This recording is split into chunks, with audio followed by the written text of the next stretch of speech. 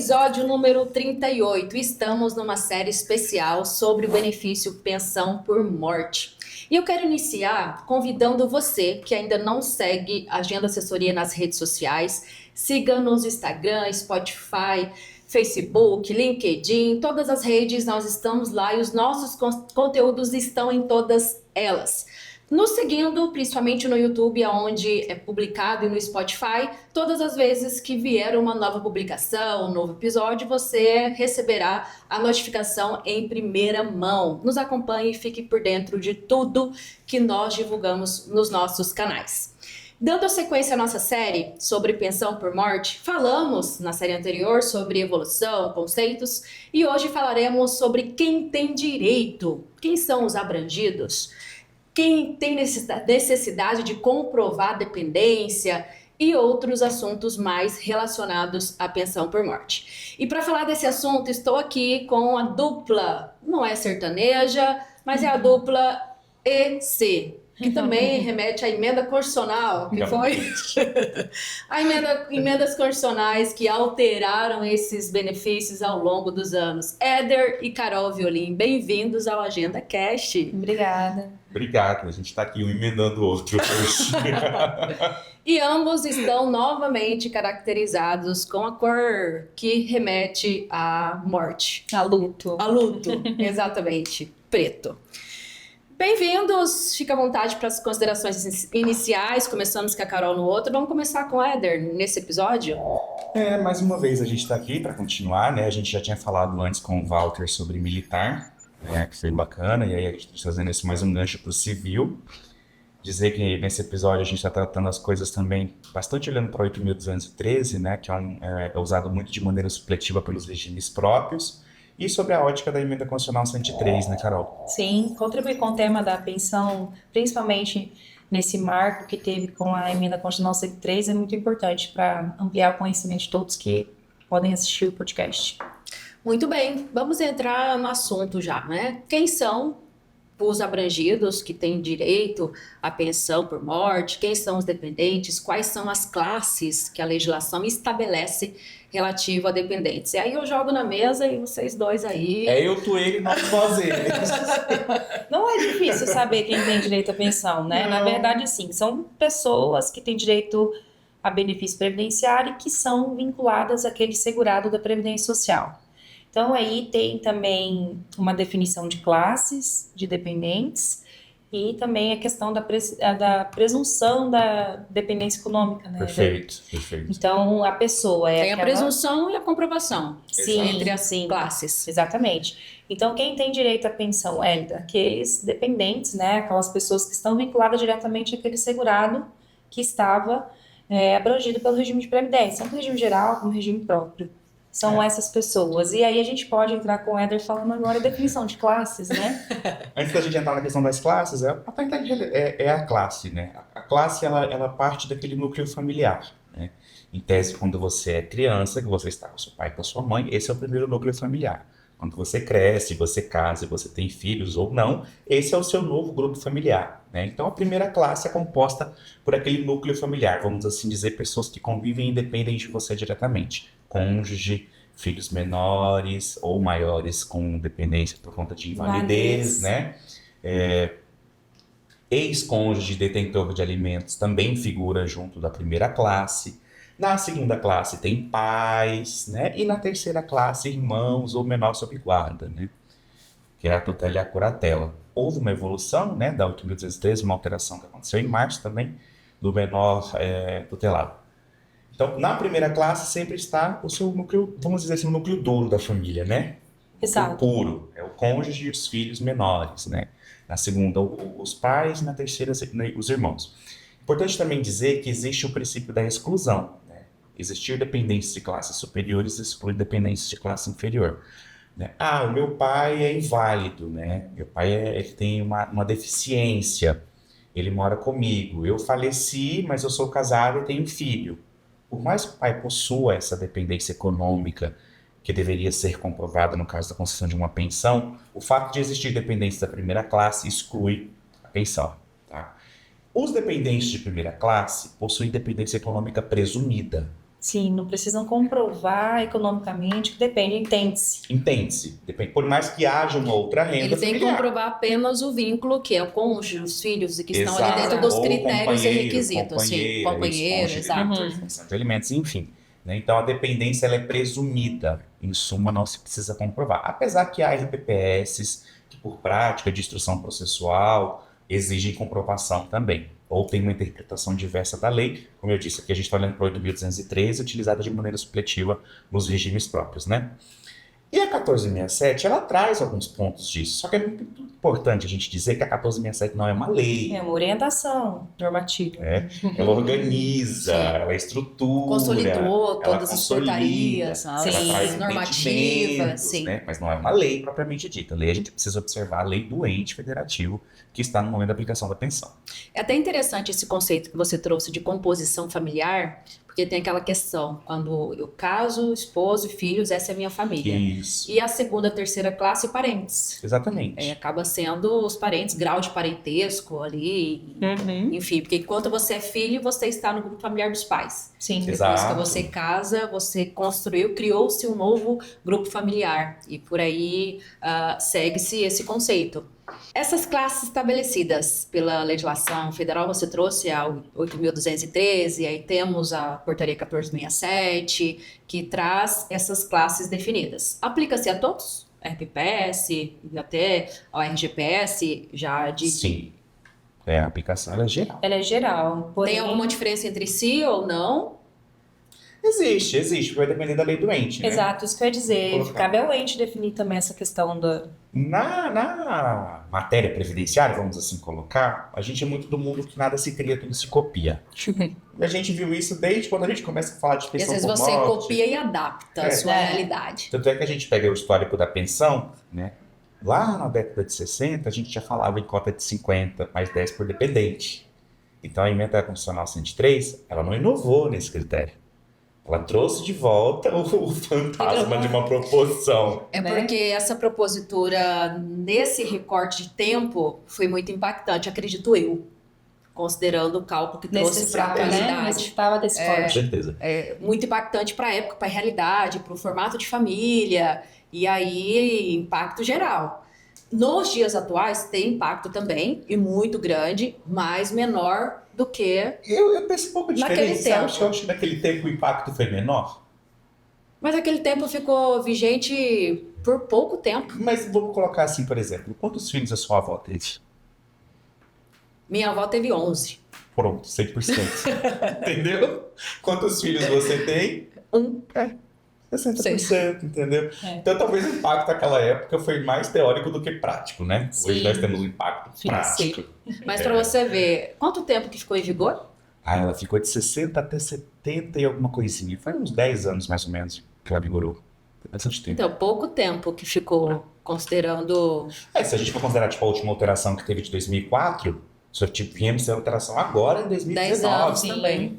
15 anos, né? 15, verdade, 15 de anos. alteração. É porque eu tô na cabeça 4, 24, 4, mas 24. ainda assim seria 20, não seria 10 Exato. anos. Exato. Ficou nessa situação.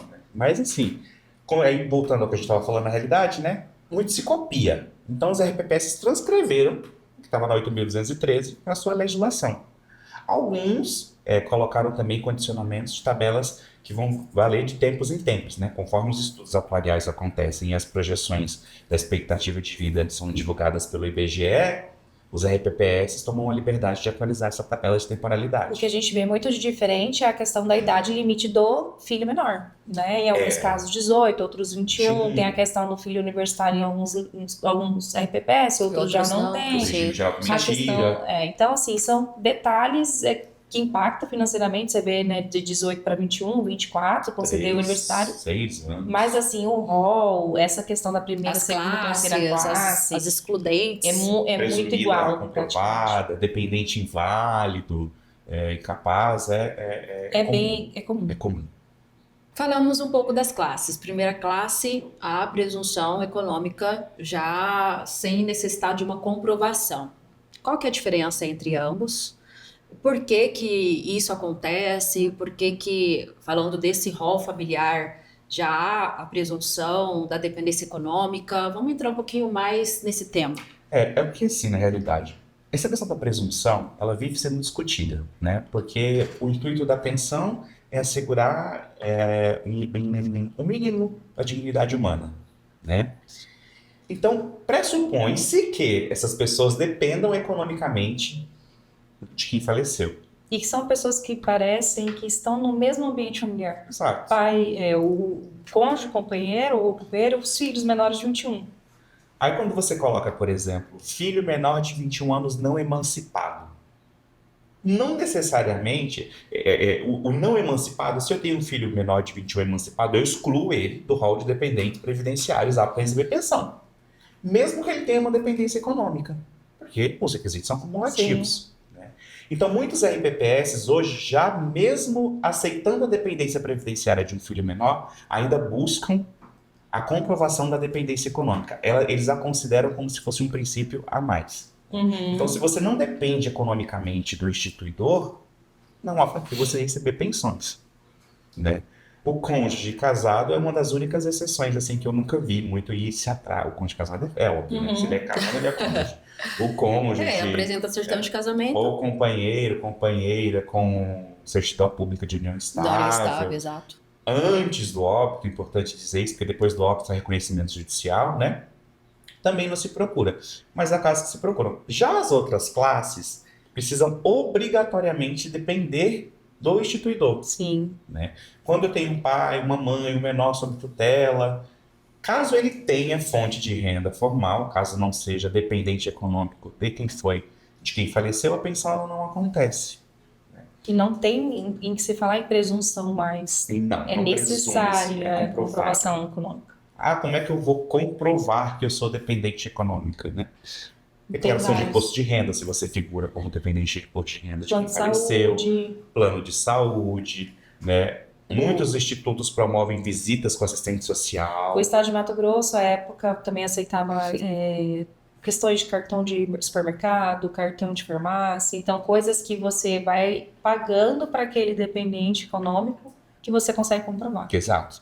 E aí, dessa forma, as pessoas conseguem comprovar a sua dependência econômica. Não é uma simples declaração. Eu dependo economicamente de fulano de tal. Tem um mínimo exigido para essas documentações irem para o processo. Né? Isso. E não existe, assim, na lei ou instruções do Tribunal de Contas, alguma coisa que vai dizer, você precisa apresentar tal documento, né, Carol? Não, ele te dá vários. Você precisa provar.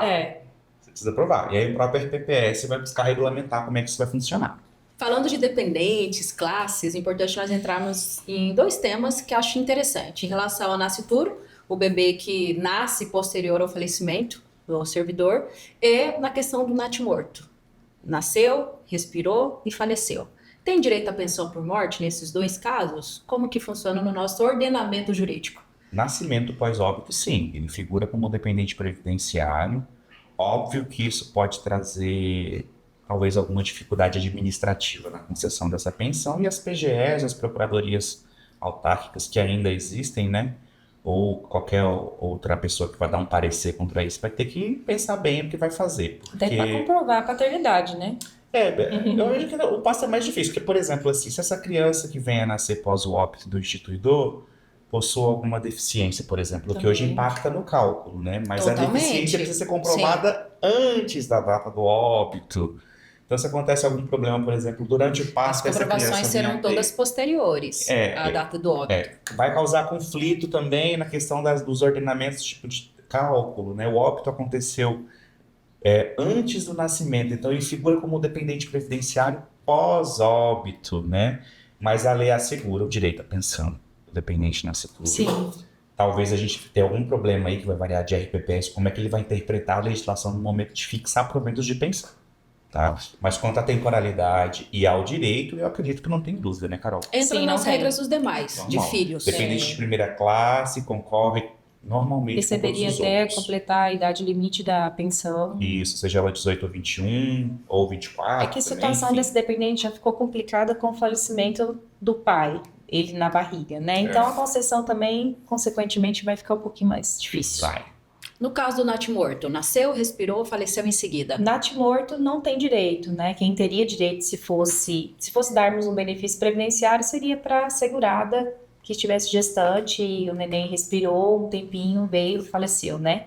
Mas não porque ele faleceu, então deixou de ser dependente, né? Perdeu a qualidade de dependente em relação à mãe ou ao pai que, né, Exato. porventura venha E falecer. tem até uma polêmica sobre a comprovação do quanto tempo ele respirou e se de Sim. fato nasceu Isso vivo no direito ou se já civil. nasceu morto. E também Exatamente. vem para o âmbito do direito previdenciário, com Sim. certeza, mas... Eu vejo que assim, foi muito bem colocado, Carol, e eu concordo com isso, que a gente pode até abordar também no correr da nossa conversa sobre o ex-cônjuge. A matéria do direito civil, ela não pode ser confundida com a matéria do direito previdenciário. Não, de forma Porque alguma. o direito São previdenciário está distintas. regulando como, quando e o porquê te conceder Sim. aquele benefício. E o civil é que está dizendo se você tem direito ou não a ele. Exato. O civil até porque você vai discutir sucessões, você vai discutir Exato. outros méritos, né? O previdenciário é ali, a Sim, qualidade entra de outros dependente. direitos. Exato. O natimorto, nesse caso, não teria direito ao benefício, né? E só mesmo ficaria o salário maternidade para segurada, se segurada fosse. Até porque motivos de perda da qualidade do dependente é a maioridade,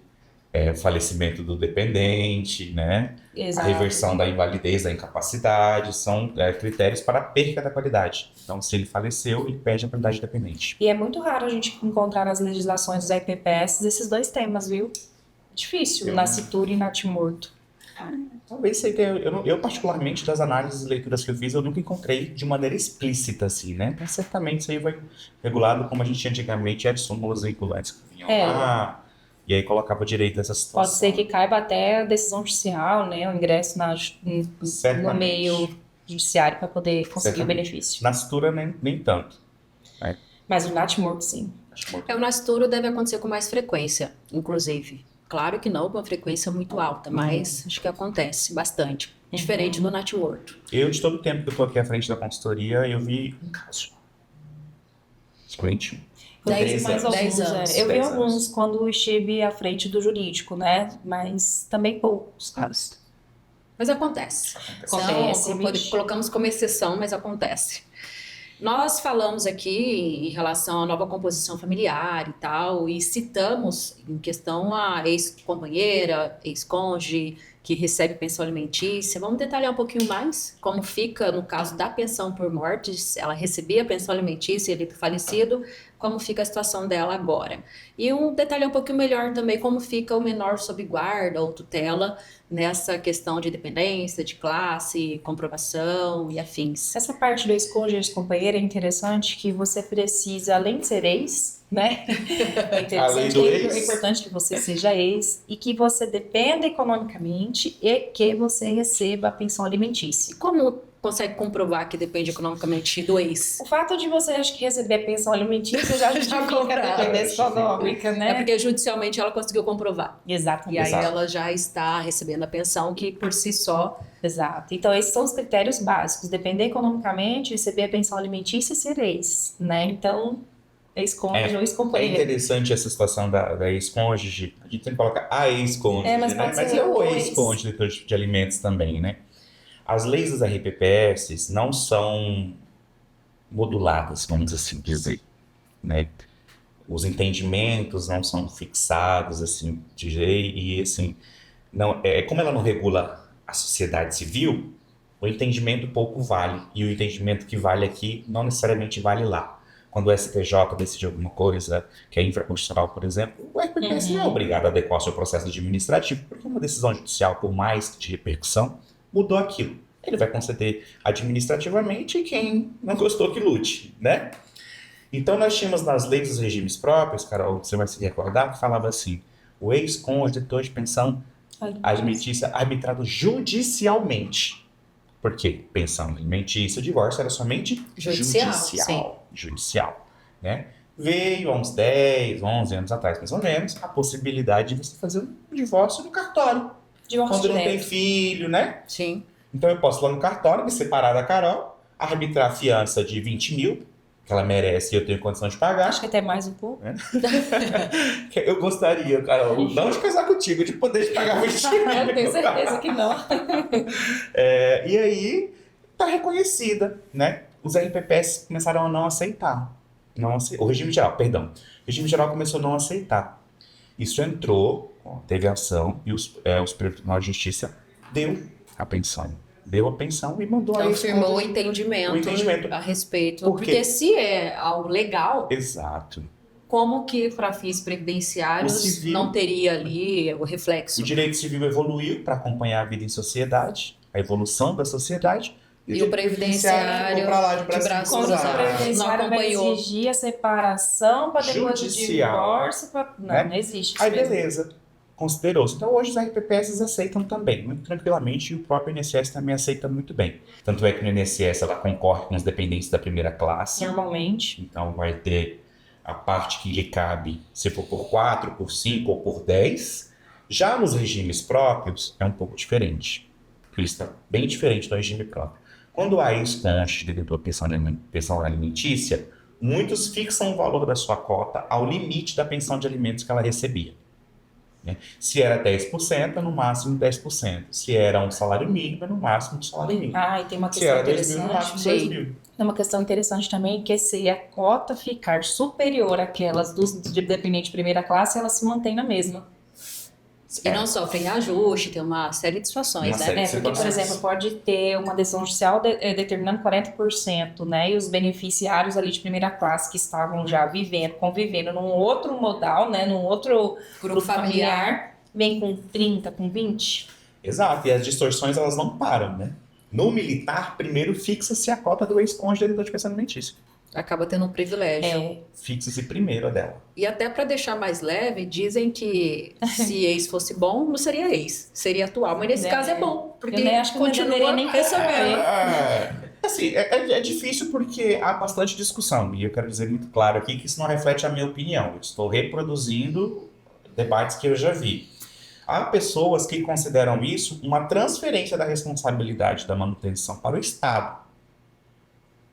Né? Fala, não, por que o Estado tem que continuar pagando pensão de alimentos? Era ele que era responsável por ela. Né? Há pessoas que dizem, não, né? Se ele estivesse vivo, ele estaria contribuindo. Se estivesse, se mas estivesse, aí não é tá. uma conjectura, mas não Exato. está mais. Sexo dos anjos. Sexo Exatamente. dos anjos. Então, eu também defendo que faleceu, deveria finalizar.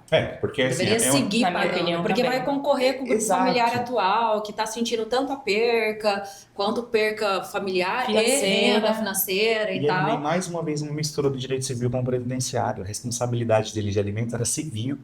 E a questão de que às vezes o grupo familiar atual nem tinha conhecimento, às vezes, da ex que recebia Pois é. pensão e tal, alimentos. Aí na hora que vem, naquela tristeza da perca, tem conhecimento disso. São vários reflexos, E tanto a isso nível causa de bastante direitos problema, quanto sociais. Porque existem pensões que são arbitradas em valores baixos. sim, é só. Que recebe 150, que recebe R$200. E aí, às vezes, isso prejudica na hora da instrução processual, porque tem RPPS que não abre processo separado, é o mesmo processo, e tem reserva de cota, né? E aí a outra entra na justiça, um grupo entra, causa bastante É porque a nossa desconforto. visão mesmo de ex é bem paritária, né? Não deveria receber Eu vejo que não no caberia, que não previdenciário, caberia mas no previdenciário, mas você tá viu lá. tudo bem, Tá lá, né? exatamente. Está lá, não há que se discutir, está lá.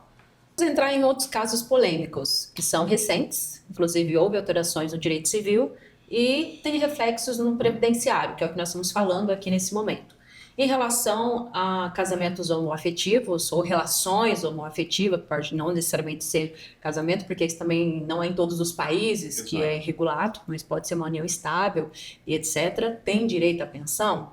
E outro caso em relação à mudança de gênero, tem algum reflexo na pensão por morte ou reflexo mesmo, acho que na apostadoria tem mais reflexo do que na pensão. Mas vamos falar quais são os reflexos dessas duas situações na pensão por morte. Olha, na pensão por morte, até pegar a primeira parte da questão dos impactos da aposentadoria, onde há uma transição de gênero, por exemplo. O benefício da pensão por morte ele é um benefício derivado. Então, deriva-se de uma aposentadoria. Sim. Admite-se a possibilidade de base de cálculo de aposentadoria Sim, nos também. proventos que a regra é que ela teria direito a se aposentar, Sim. direito adquirido, perdão, direito adquirido. Então, nós já temos uma distinção entre sexo feminino e sexo masculino. É importante dizer que a sociedade Que ela impacta evoluiu. no valor, Exato. nesse caso. A sociedade evoluiu, né? A legislação evoluiu, né? Há um reconhecimento das uniões homoafetivas, há a possibilidade de uma transição de gênero, mas Por mais que essa evolução aconteça, como, por exemplo, hoje existe um nome social. Eu posso me chamar Maria, me identificar como José e pedir para você me chamar de José. Mas o fato de ser chamado de José não me faz de mim homem perante a lei. Não me faz de mim porque é sexo só o nome, é masculino só como perante a lei. você é Nome social, conhecido. Então, assim, não há nem o que se discutir se é homoafetivo ou se não é homoafetivo, se é homem ou se é mulher, se é sexo masculino ou se é sexo feminino. O que vai mandar é o que está no seu registro civil. Sim, ou é companheiro ou é cônjuge, né? Se eu tenho uma certidão de casamento, sou cônjuge. Se eu tenho na minha certidão sexo masculino, sou sexo masculino. Se tenho sexo feminino, sou sexo feminino. E é isso que o previdenciário vai levar, né? Então, como a gente colocou antes, Daniel, o civil diz você pode ou você não pode, você é ou você não é, e o previdenciário fala, tá, agora eu vou fazer aqui. Mas a apesar minha de parte. o previdenciário segue o que está no documento, nós vimos que, em alguns casos, foi necessário entrar na justiça para poder ter acesso ao benefício previdenciário. Tanto É. no caso da transição de gênero, que chegou a ter julgados, se você pesquisar Sim. hoje no Google, você vai achar ali vários julgados sobre isso. Para ele ter acesso a benefício previdenciário considerando a mudança de sexo. É, isso vai de encontro ao que a gente até falou um pouquinho antes. O fato de existir na lei e do entendimento dos juristas ser isso, não assegura que o RPPS administrativamente vá cumprir, ou o próprio INSS vá cumprir. E até a evolução, porque nós vimos essa contradição. Alguns ramos do direito evoluem e outros não. Ou acompanha, né? Só que eu vejo isso com muita naturalidade. Para mim, assim, né? Não sei na visão da Carol, né? O RPPS ele tem que se pautar no que está nos documentos. Se no documento está sexo feminino, não há que se questionar se nasceu ou se transformou em homem ou mulher. Sim, a gente já viu vários processos correrem nesse sentido e não tem mesmo aí nenhum impacto negativo em relação a isso. Já vi muitos processos com essa situação e já está comum, assim, normalizado, né, essa parte documental deles. Na questão afetiva é a mesma coisa. Exatamente. União estável, comprovou e tal, entra na primeira classe, dependência econômica presumida e tal. Sim, e exatamente. concede-se Aplica-se a tabela pensão. de temporalidade, conforme artigo 77, Exatamente. lá, 8.203, normalzinho. E caminhando para o fim do nosso podcast, acho que nós conseguimos esgotar o tema sobre dependentes, inclusive as exceções aplicadas à pensão por morte. Vamos falar, é possível simular o benefício de pensão? Porque hoje a apostadoria é possível. Sim. O servidor vai lá, eu quero saber quanto que eu vou implementar requisitos e eu vou deposentar. E na pensão, é possível? E lá fala, ó, se houvesse o falecimento, como seria esse benefício, como seria o rateio, como funcionaria e os valores, como seriam distribuídos. É possível ou não? Até pouco tempo atrás eu achava isso bem estranho, sabe? Você simular uma pensão por morte ou uma incapacidade permanente, né? Mas a gente... Parecia que estava maquinando Essa algo. vivência no regime próprio, nessa vivência nossa no regime próprio, a gente se depara com algumas situações de alguns RPPS que a gente fala, por que não? Né? Simular pensão te torna indigno. Ou por que tá? De simular receber. pensão por Por que morte? você tá querendo Por que simular? simular? Por que Não, esse seguro então, de eu vida aí? comecei a entender o motivo disso, né? Não para simular em que dia que você vai falecer, mas simular o valor daquilo e quanto vai ser rateado por dependentes. A pessoa já faleceu, é lógico, por isso que o dependente vai lá no Instituto de Previdência e quer simular, tá bom, ele faleceu, e quantos que eu vou receber? Naquele mesmo momento do requerimento. Por que não oferecer essa resposta, né?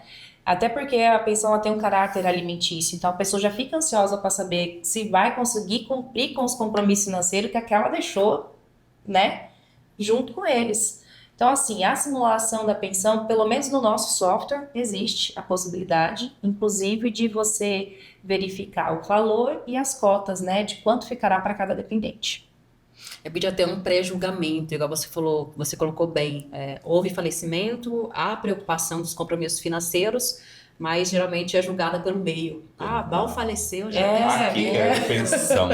Já quer saber quanto vai receber. Ou nem faleceu ainda e já quer A saber. incapacidade permanente também, assim, pegando um pouquinho do gancho, né, no mesmo sentido. Também não tem como você fazer uma simulação de quando será incapaz, de quando ficará incapaz, a previsão do direito.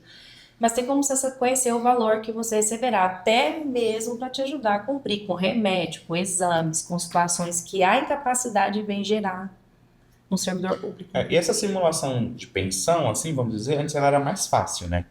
Você sabia que até o O cálculo era era 100%. bem mais todo mundo ganhava o simples. teto, Boa, era bem aquilo lá. colocado, isso aí. Depois da reforma da Previdência e tal, a gente tem a pensão de no mínimo 60%, né? Então, se o instituidor já é aposentado, né? A pensão também é fácil, vamos assim dizer, de simular, entre aspas, Vai né? ser ativo. Vai ser ativo, aí demanda o levantamento dos salários de contribuição, atualização calcular do a média. INPC, 60% mais 2 pontos do QC de 20, para chegar no rateio de cotas, né? Mas há a possibilidade, muito bem colocada aí, como a Carol colocou, no Sisprev a gente consegue fazer essa simulação. E para fechar mesmo, qual a dica podemos deixar para os segurados? Não morra. Como blindar da morte? Não morra. Não morra. Melhor ficar vivo, junto com a família, curtir todas as datas. Acontecendo a eventualidade, não que ele vá prever isso, mas para que ele evite transtornos para os dependentes. Quais dicas para que ele se prepare para esse momento? Ninguém Boa quer preparar pergunta. para a morte, assim como Sim. falar de testamento, de sucessão também é a mesma. Acho que a Mesmo documentação, condão. né, Éder? A documentação, principalmente, formalizar toda essa documentação, principalmente com companheiro, né? Que fica aquele imbróglio, 25, 30 anos junto. Formaliza. Importante formalizar. Filho E fora tem do aqueles casamento. RPPS que você já pode fazer inscrição de dependentes. Exato. E, na verdade, é boa. até interessante que faça isso em É o vida ideal. e antes. Ajuda bastante nos Porque, cálculos atuariais sim, também. o cálculo atuarial da RPPS vai projetar com esses dependentes. E como ele já está inscrito, já tem a documentação assentada ali no RPPS, quando o dependente chegar, Recadastramento, no Será caso, né? conseguido A participação muito de rápido. recadastramento. Eu acho que assim, a vida funcional, o servidor já deve manter organizada por conta da sua aposentadoria. A gente já falou sobre isso. Aí a vida civil precisa estar organizada para a pensão por morte. Então, se você tem convivência marital com uma pessoa há 5 anos, 6 anos, 10 anos, e não quer casar, não quer ter uma certidão de casamento, mas vai no cartório, faça um reconhecimento dessa união estável. Não tem nenhum dependente da primeira classe, tem da segunda, terceira, comece a organizar a documentação da Exato. dependência econômica. Se é de fato seu dependente econômico, inclua na sua declaração de imposto de renda. Né? Deixe as coisas o mais legal possível. Ele ficará mais célere, né? Na hora da análise, é a questão de análise documental, não demanda inspeção de serviço social. Se o filho ou o dependente é inválido, incapaz, já tenha o já laudo, faça a já inscrição faça dele, passe pela pela junta perícia. oficial do estado, do município, para que isso já fique comprovado. Facilita, agiliza o processo para a concessão da pensão. Por mais que estejamos bem de saúde, né? Perfeito, Não idosos queremos 0,69. Ninguém prepara para a morte, Exato, ninguém a quer gente que não isso sabe o aconteça, dia de mas amanhã. tem muitas fatalidades que acontecem. De Nós forma vimos abrupta, muitas né? pessoas jovens falecendo vão. com acidente de carro, aí pode acontecer acidente aéreo, várias outras fatalidades. Sim. Exato. E aí é importante. acontecendo, estando com documentação regular, facilita para quem fica. Porque hoje todo mundo já cumpriu o requisito para falecer, né? Que é estar vivo. Tá vivo, exato. Todos e para nós morrer cumprimos basta o estar requisito, vivo. exato. Então, assim, é organizar a sua vida funcional pensando na sua aposentadoria e a sua vida civil pensando em uma possível pensão por morte. Muito bem, gratidão a vocês por mais esse episódio, muito rico. Entramos aqui em vários detalhes que às vezes no dia a dia não se para debater, não se para unhar e colocamos na mesa. Fiquei bem feliz com o episódio de hoje. E deixo à vontade para as considerações finais, agora eu passo para a Carol. Bom, agradecer pela oportunidade mais uma vez, de compartilhar o conhecimento, estar aqui com vocês falando sobre um assunto tão importante, a pensão por morte, como eu disse até no episódio passado, né? Agora ficou sendo a mais complicada de se conversar, de se falar, tantas nuances aí a serem conversadas, né, explicadas, mas é isso. Gratidão também, prazer estar com a Carol aqui. Hoje ela estava emendando eu emendando ela, né? Emenda constitucional, vocês dois aí andam juntinho, emenda constitucional. Estamos juntinhos mesmo, agora migramos de sala, tá todo mundo pensando junto, a cabecinha tá pensando, a gente discute bastante. E o nosso objetivo principal é trazer, de fato, um conteúdo de qualidade, né? Uma análise técnica, mas também bastante humana para o tema, para que todo mundo que assiste consegue compreender, né? Seja o RPPS na sua aplicação do dia a dia, ou seja um servidor no momento de querer seu benefício. Perfeito, se tiverem alguma dúvida, quiserem falar com o Éder, com a Carol, comigo, estamos à disposição, Sim. estamos disponíveis. E, novamente, convido a você que não segue a Agenda Assessoria nas redes sociais, siga-nos. Para nós é uma satisfação ter você conosco. Tiver dúvida ali, comenta, perguntas, sugestões de temas. Estamos disponíveis e queremos ouvir vocês. Afinal, para nós, o mais importante é conectar com vocês. Muito obrigada e até a próxima.